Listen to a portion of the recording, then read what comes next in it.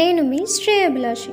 ఒక కథ చెప్పుకుందామా? ఒక పెద్ద 5 స్టార్ హోటల్. అక్కడ ఒక ధనవంతుడు తన స్నేహితులతో కలిసి విందు పూర్తి చేశాడు. టేబుల్ మీద సగం తిన్న బిర్యానీ ప్లేట్లు, రకరకాల వంటకాలు వృధాగా పడి ఉన్నాయి. బయటకు వెళ్తూ ఆ ధనవంతుడు వెయిటర్ ని పిలిచి ఈ మిగిలిపోయిన చెత్తనంతా పారేయండి అని నిర్లక్ష్యంగా ఆర్డర్ చేశాడు.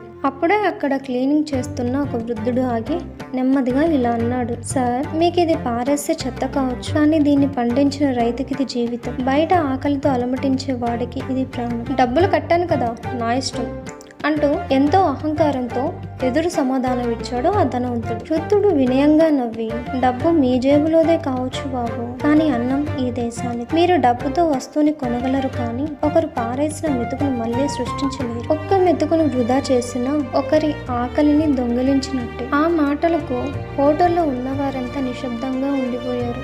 ఆ ధనవంతుడికి తన తప్పు తెలిసొచ్చింది. మిగిలిన అన్నాన్ని ప్యాక్ చేయించి రోడ్డు పక్కన ఆకలితో ఉన్నవారికి పంచాడు. ప్లేట్లో అన్నం వదిలే ముందు ఒక్క క్షణం ఆలోచించండి. అది మీ ఆకలి తీర్చడమే కాదు, మరొకరి ప్రాణాన్ని నిలబెట్టగలదు. మనం వదిలేసే ఒక్క మెతుకు వెనుక ఒక రైతు కష్టం, కన్నీళ్లు, ఒక పేదవాడి ఆకలి దాగి ఉంటాయి. అన్నాన్ని వృధా చేయకండి, అది మరొకరి ఆకలిని తీర్చవచ్చు. స్టోరీ నచ్చితే లైక్ చేయండి, కామెంట్ చేయండి. ఇలాంటి మరిన్ని స్టోరీస్ కోసం మన ఒక చిన్న మార్పు ఛానల్ సబ్స్క్రైబ్ చేసుకోండి.